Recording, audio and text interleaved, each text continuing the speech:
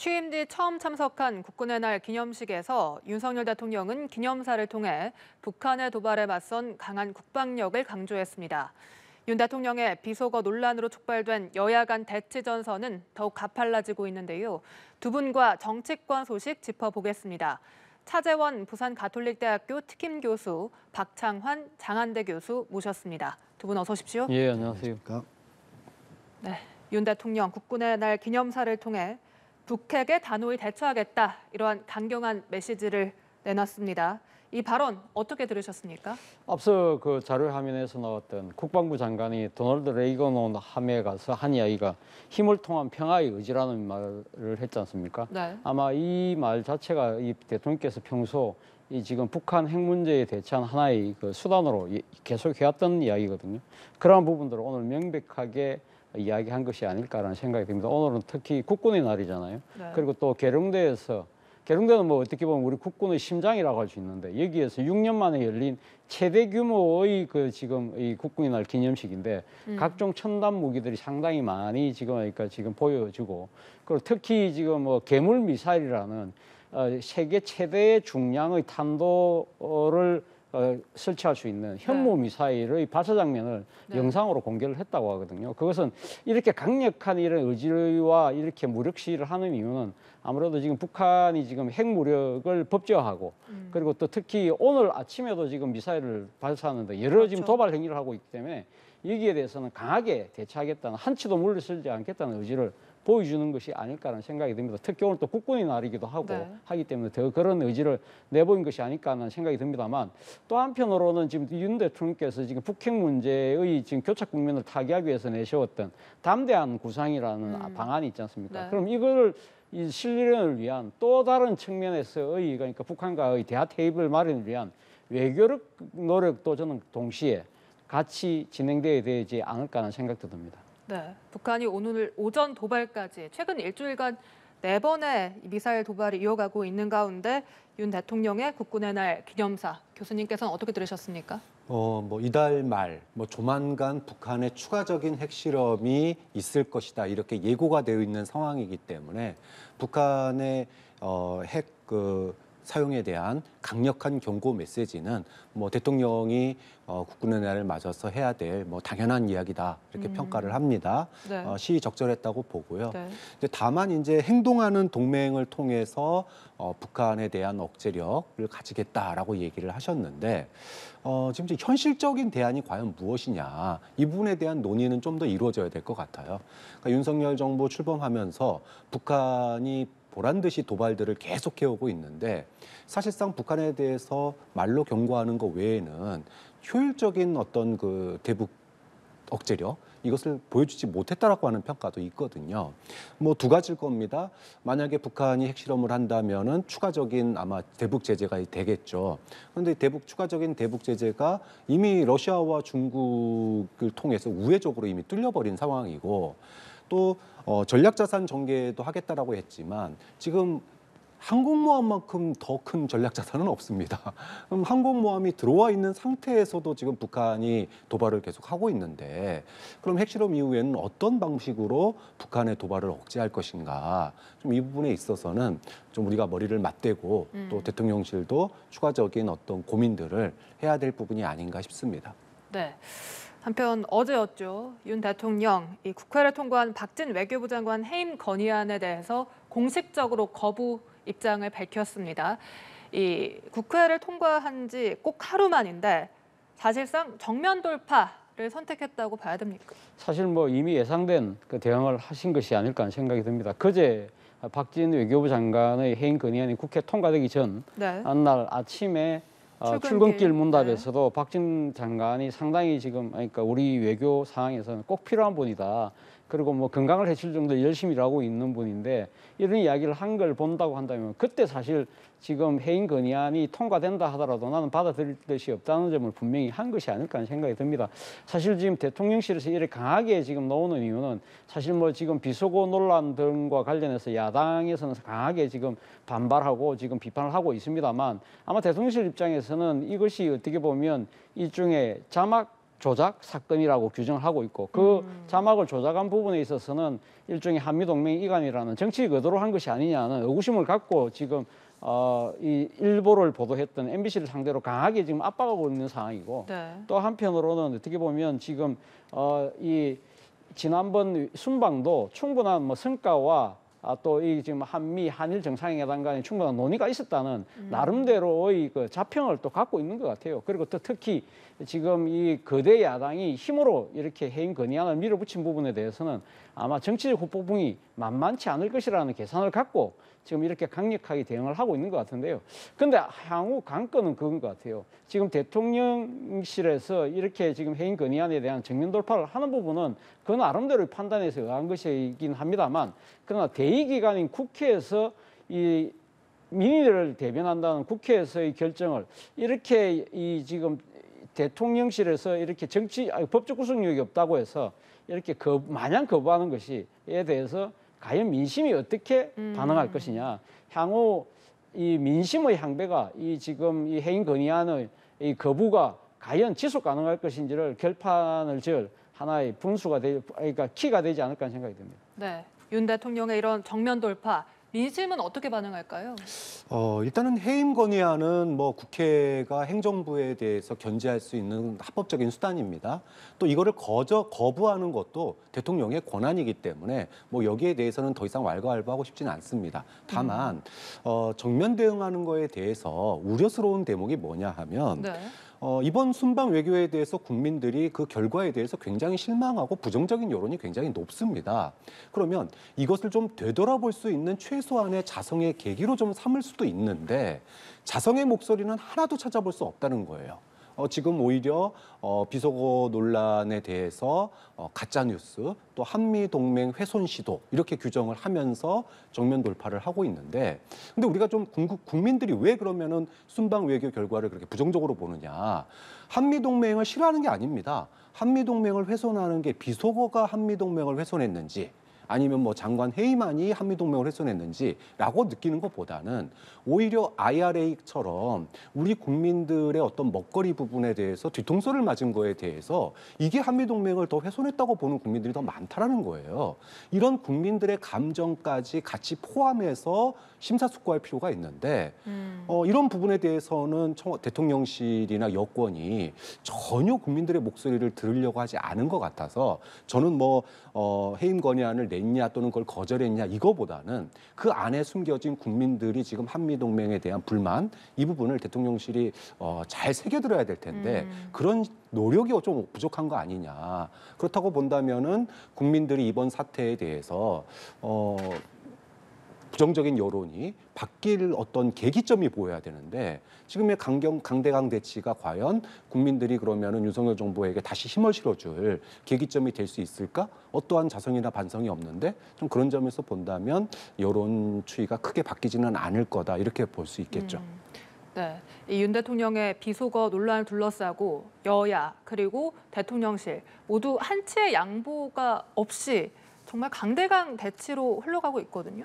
저도 앞서 말씀드렸습니다만 향후 그러니까 관건은 민심의 향배라고 하는데 일단 지금 드러난 민심 자체는 상당히 대통령실의 이런 강경한 그러니까 정면 돌파 움직임에 대해서는 상당히 좀 비판적인 기류가 강한 것 같아요. 어제 한국갤럽 여론조사가 발표된 걸 보면 다시 지난 8월 첫 주에 이어서 최저치라고 할 수 있는 24%로 지금 국정 지지율이 떨어져 있는 상황입니다. 그리고 또 하나는 이 비속어 논란과 관련해서 이 일부 여론조사 같은 걸 본다고 한다면 대통령이 직접 사과해야 된다는 여론이 상당히 높거든요. 그것은 아무래도 민심의 입장에서는 사실 그러니까 지금 이 발언의 당사자가 윤 대통령이잖아요. 윤 대통령이 자신의 발언에 대한 진위를 솔직하게 이야기를 하고 그 부분에서 만약에 불필요한 논란을 일으켰던 비속어 부분에서 유감을 표명한 뒤에 이러한 보도 자체가 상당히 그러니까 특정한 의도를 갖고 됐다고 한다면 이런 부분들은 내가 좀 조사할 필요는 있지만 그 외의 부분에서는 깔끔하게 사과를 하고 그리고 또 지금 이번 순방과 관련돼서 여러 가지 그러니까 영국 여왕 조문 취소라든지 또 48초 지금 스탠딩 환담이라는 한미 정상회담 그리고 또 굴욕적 모습으로 비쳤던 한일 정상회담에 대한 이런 외교 실무 라인에 대해서 선제적으로 뭔가 인적 쇄신을 했더라고 한다면 저는 상당히 아마 지금 국민 여론도 조금은 상당히 조금 호전됐을 가능성이 높은데 일단 제가 생각했을 때는 첫 단추를 잘못 깼다. 그런 측면에서 본다고 한다면 지금 지지율의 반등의 모멘텀을 찾기도 좀 쉽지 않을 뿐더러 그렇다고 해서 그러면 그러니까 지금 아무것도 안 하고 있을 것이냐? 저는 그런 생각이 가장 늦었을 때가 빠르다는 우리 속담이 있지 않습니까? 네. 그렇다고 한다면 윤 대통령께서 직접 발언의 당사자로서 저는 대국민 국민 앞에 나서서 이런 부분들에 대해서 본인의 진위를 분명하게 말씀을 하고 이 부분에 대한 여러 논란에 대한 유감을 표명한 것이 저는 해법의 첫 단추가 아닐까 하는 생각이 듭니다. 네. 이 윤 대통령의 지지율 앞서 보신 것처럼 24%로 취임 후 또 역대 최저치를 기록을 했습니다. 전주 대비 4%포인트 긍정평가가 하락했고 부정평가는 4%포인트 상승을 했는데 역시나 순방 과정에서의 논란들이 좀 영향을 미쳤다고 봐야 됩니까? 네, 뭐 이번 갤럽 조사에서 부정 여론의 1순위가 외교였습니다. 과거에 인사 논란이 있었다면 이번에는 이제 외교 논란이 정면으로 윤석열 정부가 좀 잘못하고 있다 이런 여론이 많다라고 봅니다. 근데 문제는 지금 비속어 논란을 빨리 끝내야 된다는 거예요. 우리가 대통령 일하라고 뽑았고 국회의원 일하라고 뽑았는데 언제까지 비속어 논란 지금 일주일 넘게 가고 있습니다. 여기서 뭔가 생산적인 게 나오고 있질 못해요. 네. 국민들은 화도 나고 근데 무엇보다도 풀어야 될 문제가 있습니다. 지금 비속어 논란의 핵심은 비속어를 썼냐 안 썼냐도 물론 중요합니다. 대통령이 이 논란을 빨리 넘어서서 저는 유감 표명을 하고 국면을 전환시켜야 되는데 그 국면을 어떻게 전환시켜야 되느냐. 국민들이 가장 우려하는 대목이 있어요. 하나는 네. IRA를 통해서 우리의 수출 뭐 전기차나 반도체나 이런 부분들이 지금 이제 직격탄을 맞게 됐다는 거예요. 그러면 가뜩이나 어려운 경제에 수출까지 안 되면은 대한민국 경제가 굉장히 위태로울 수 있다라고 하는 위기감이 있는 겁니다. 그럼 이 문제를 누가 풀어야 됩니까? 여야가 머리를 맞대고 미국 의회를 설득하고 미국 언론을 움직여야 돼요. 우리 혈맹인 대한민국의 숨구멍을 뚫어줄 수 있도록 여야가 같이 설득할 수 있는 전략을 짜야 됩니다. 그런데 이런 얘기는 하나도 안 나오고 비속어 논란만 되고 이렇게 된다면은 국민들이 정치권 전반에 대해서 뭐 특히 뭐 물론 책임은 대통령과 여권에 있지만 야당도 같이 비판을 받을 수밖에 없지 않냐. 좀 그런 점에서 비속어 논란을 넘어서려면 당사자인 대통령이 유감 표명하고 우리가 지금 풀어야 될 뭐 고환율 문제, 한미 통화 수합도 굉장히 중요합니다. 환율이 1,500원까지 가게 되면 우리 수입 물가 또 올라가요. 그렇게 되면 서민들의 삶이 정말 어려워집니다. 좀 그런 점에 있어서 일하는 대통령, 일하는 국회가 되기 위해서는 여당이 결자해지의 심정으로 비속어 논란 문제를 빨리 넘어가야 된다고 봅니다. 네.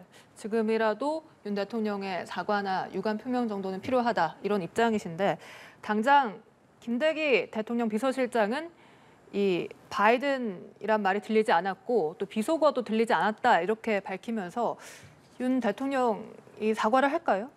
글쎄요, 앞서도 제가 말씀드린 대로 윤 대통령이 일단 첫 단추를 저는 좀 잘못 깼다는 생각이고 그렇기 때문에 사실은 지금 그러니까 사과라는 부분을 그러니까 자체를 태도를 전환하기가 쉽지는 않아 보입니다만 그러나 사실은 어떻게 보면 지금 민생 현안 자체가 상당히 지금 무겁고 중하잖아요. 앞서 우리 박 교수님께서 잘 설명을 했지만 지금 대한민국에 지금 닥쳐 밀려오고 있는 이 위기가 말 그대로 퍼펙트 스톰이라고 할 정도로 상당히 심각한 위기들이 지금 우리 지금 목전 앞에 지금 와 있는 상황이고요. 물론 이를 극복하기 위해서 윤 대통령께서 어제도 민생 관련된 경제 위기 대책 회의를 주재하고 했습니다만 그러나 이러한 여러 가지 그 어려움을 극복하기 위해서는 여야가 사실은 초당적으로 이렇게 협치하는 모습을 통해서 이런 국난을 극복하려는 그런 노력들이 있을 때만 사실 이러한 부분들을 깔끔하게 탈출할 수가 있다는 생각이 든다는 겁니다. 그렇다고 한다면 사실은 이제 이 야당과 특히 야당이 지금 거대 야당이지 않습니까? 압도적인 지금 여소야대 국민이기 때문에 이런 야당과 이렇게 계속적으로 대립과 갈등의 그 폭을 깊고 넓혀 나가서 과연 이런 우리 눈앞에 닥친 국난을 어떻게 극복할 수 있을 것이냐에 대한 국민들의 상당한 우려가 클 수밖에 없는 상황이다. 그렇다고 한다면 앞서도 말씀드린 대로 늦었다 하더라도 저는 지금이라도 대통령께서 직접 유감 표명하고 관련된 여러 가지 조치들을 선제적으로 하시는 것이 저는 맞지 않나 생각이 듭니다. 그래서 저는 윤석열 대통령이 이명박 대통령 시절의 광우병 사태를 좀 다시 한번 돌아봤으면 좋겠어요. 그러니까 지금은 여당이 광우병 사태 얘기하면서 언론이 또 조작하고 있다 이렇게 얘기를 하는데 그걸 볼 게 아니라 광우병 사태 때 이명박 대통령이 결국 사과를 했습니다. 사과를 하면 어떻게 했냐? 국민들의 건강을 심사숙고하는 데 부족했다. 그래서 미국 쇠고기 수입할 때 쇠고기의 연령을 하향해서 다시 협상하겠다. 그렇게 하고 나서 지지율이 어떻게 됐습니까? 40%까지 다시 올랐습니다. 이 얘기를 제가 왜 드리냐 하면 윤석열 대통령이 사과하고 유감 표명하는 게 본인이 잘못하고 자잘못하고의 문제를 떠나서 그 부분 포함되겠지만 결국은 국민들의 그런 그 우려, 국민들의 목소리를 어떻게든 수용을 하는 거거든요. 그러니까 지금 순방 외교에 대해서 국민 여론이 안 좋은 이유가 분명히 있습니다. 그 이유가 어디 있는지를 갖다가 돌아보고 그것을 채우지 못한 대통령실과 여당의 어떤 그 한계점 이 부분에 대해서 유감 표명하고 사과하시면은 국민들은 거기에 대해서 또 박수를 보내거든요. 좀 그런 점에서 광우병 사태, 언론 조작 여기에 포인트를 맞추는 건 대단히 잘못된 거다. 오히려 광우병 사태에서 돌아봐야 될 것은 당시에 지지율이 하락했던 이명박 대통령이 오히려 사과를 통해서 그리고 국민 건강을 같이 고민하면서 수입 연령 하향 조정을 통해서 지지율을 반등했던 걸 봐야 된다. 그래서 사과나 융안 표명에 너무 인색하지 않아도 된다고 봅니다. 네, 이 국민의힘 여당의 대응도 살펴보면 최초 보도한 MBC를 향해서 전방위적인 압박을 가하고 있고 또 이 김진표 국회의장 사퇴 촉구 결의안을 제출을 했습니다. 이 결의안은 뭐 통과가 되면 법적 구속력이 있는 겁니까? 통과가 될 수 없을 거라는 생각이 듭니다. 지금 네. 앞서 말씀드린 압도적인 여소야대의 지금 국회 의석 분포잖아요. 그러니까 야당이 지금 과반수 이상을 차지하고 있기 때문에 야당의 해임 건의안을 상정시켰던 국회의장에 대해서 민주당이 이 사퇴 결의안을 아마 표결을 붙인다고 하더라도 받아들일 가능성은 거의 없다고 보고요. 설사 통과된다고 하더라도 법적 구속력은 전혀 없는 것이죠. 네. 특히 민주당 같은 경우는 이 지난번 이 해임 건의안 상정과 관련했을 때 김진표 의장이 나름대로 중재안을 내놓았다. 그런데 그 중재안이라는 것 자체가 앞서 전화 우리 박 교수님께서 말씀하셨던 이 지금 대통령께서 유감을 먼저 표명하고 또 인적 쇄신을 나름대로 하는 것이 선제적으로 하는 것이 필요하다는 부분이었는데 그 부분 자체를 당시 그러니까 여당이 받아들이지 않았던 상황이잖아요. 그런 상황이기 때문에 아마 제 생각에는 이러한 이 결의안 자체는 결국은 뭐 국민의힘에서의 나름대로의 하나의 정치적 액션에 저는 뭐 거치지 않을까 하는 생각이 듭니다. 네, 역시 박 교수께서도 이런 상징적 제스처다 이렇게 보십니까? 해임 건의안이 과반 넘게 해서 통과가 됐는데 그것에 대해서 국회의장을 사퇴를 촉구하는 결의안이 과반 통과가 어렵죠. 말 그대로 우리는 반대한다는 걸 보여주기 위한 하나의 뭐 형식적인 절차다 이렇게 볼 수밖에 없습니다. 그래서 앞서 제가 말씀드렸지만 여당 그러니까 대통령실이 우리가 싸움은 말리고 흥정은 붙이라고 그랬습니다. 대통령실이 강경하게 대응하면 이 부분에 대해서 지금의 난국을 풀어갈 해법을 제시하는 게 국회입니다. 그러면 여권이 뭘 해야 됩니까? 저는 국민의힘이 지금 싸움을 붙일 게 아니라 부채질할 게 아니라 어떻게든 여야가 머리를 맞대고 지금의 어려운 시국을 갖다가 돌파하기 위한 그런 그 조종자 역할에 나서야 되는데 오히려 국회가 여당이 더 대통령실의 어떤 그 앞장을 서서 국회와 싸우면은 이걸 바라보는 국민들의 시선은 굉장히 불안해집니다. 좀 이 지점을 국민의힘도 되돌아볼 필요가 있다고 봅니다. 네, 이런 가운데 다음 주부터 윤석열 정부 첫 국정감사가 시작이 됩니다.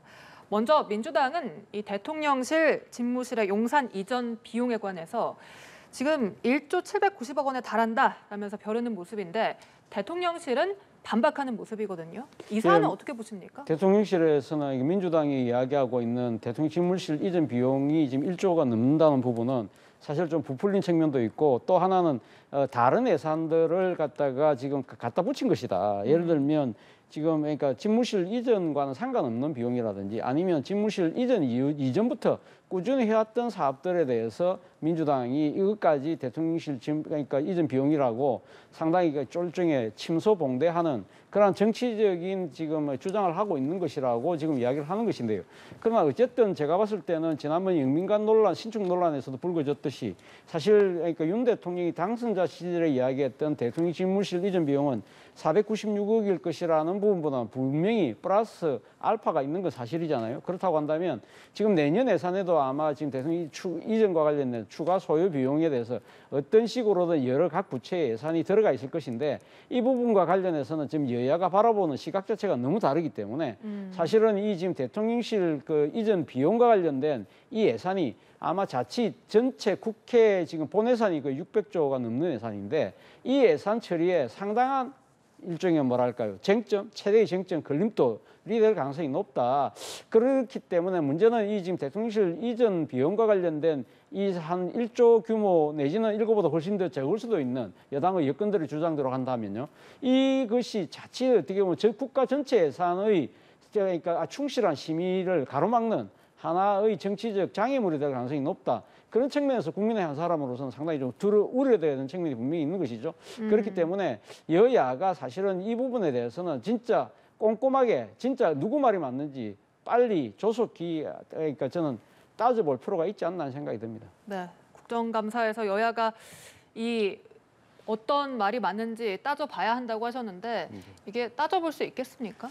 일단 용산 이전 자체가 부정적인 여론이 다소 높은 상황에서 이게 이전이 됐거든요. 그러다 보니까 그 당시에 대통령실이 국민들 앞에 한 얘기들이 많아요. 490억이면 이전할 수 있다. 그런데 이후에 지금 벌써 추가적으로 300억 넘게 들어갔다. 그것도 다른 예산을 전용해서 들어갔다. 이런 얘기들이 보도들이 계속 나왔죠. 일단 이런 부분들은 뭐 따질 건 따져봐야 된다고 봅니다. 그런데 이미 옮겨진 용산의 대통령실 집무실을 다시 청와대로 들어가자 이렇게 얘기하는 것은 이거는 좀 너무 비현실적인 것 같아요. 민주당이 이렇게 얘기하는 거는. 다만 좀 생산적으로 합리적으로 바라본다면 예를 들어 지금 어차피 옮겨진 지금 이전인데 이 이전이 정말 기능적으로 문제가 없는지 예를 들어 안보 컨트롤 타워로서의 문제점은 없는지 이런 부분들은 검토가 돼야 됩니다. 예를 들어 지금 비상시에 대통령의 관저에 헬기가 착륙을 해야 되는데 뭐 당시 보도에 따르면은 한 번도 헬기 착륙 훈련이 없었다 그래요.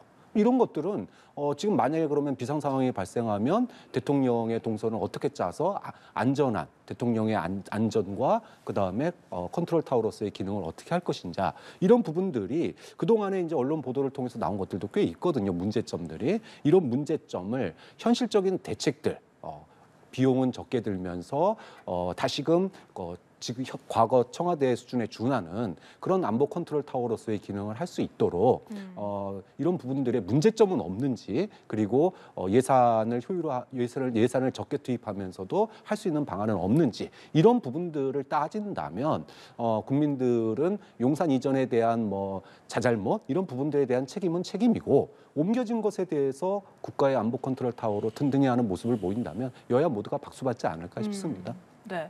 매 정부의 국정감사가 시작이 될 때마다 정쟁보다는 민생에 좀 집중을 해줬으면 좋겠다라는 기대가 있지만 특히 이번 같은 경우에는 경제 상황이 비상 상황이지 않습니까? 맞습니다. 이 3고의 예. 상황에서 예. 좀 국회에 기대하는 모습이 있다면요?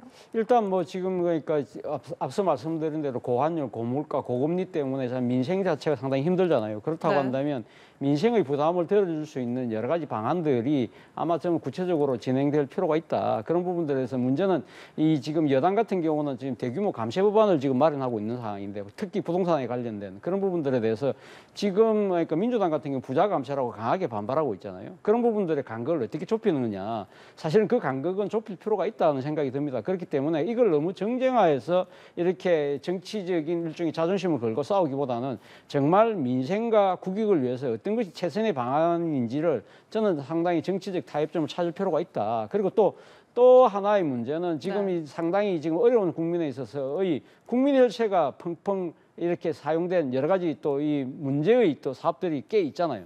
그런 부분들에 대해서도 사실은 이 정치라는 일종의 뭐랄까요 그러한 이 장막을 걷어내고 말 그대로 지금 민생과 또 그러니까 일종의 생산성, 효율성 이런 측면에서 저는 들여다볼 필요가 있지 않나 생각이 듭니다. 네, 알겠습니다. 지금까지 차재원 부산가톨릭대학교 특임교수, 박창환 장한대 교수와 이야기 나눠봤습니다. 오늘 말씀 고맙습니다.